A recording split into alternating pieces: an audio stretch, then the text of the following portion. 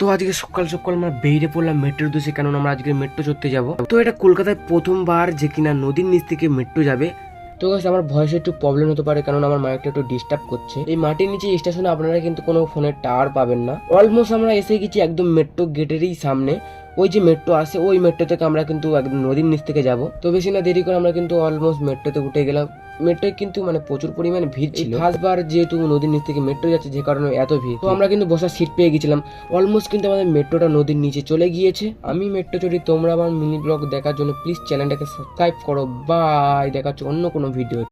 তো আজকে সকাল সকাল আমরা বেরিয়ে পড়লাম মেট্রোর উদ্দেশ্যে, কারণ আমরা আজকে মেট্রো চড়তে যাব। তো এটা কলকাতায় প্রথমবার যে কিনা নদীর নিচ থেকে মেট্রো যাবে।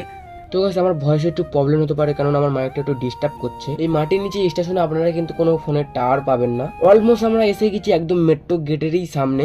ওই যে মেট্রো আছে ওই মেট্রো থেকে আমরা কিন্তু একদম নদীর নিচ থেকে যাব। তো বেশি না দেরি করে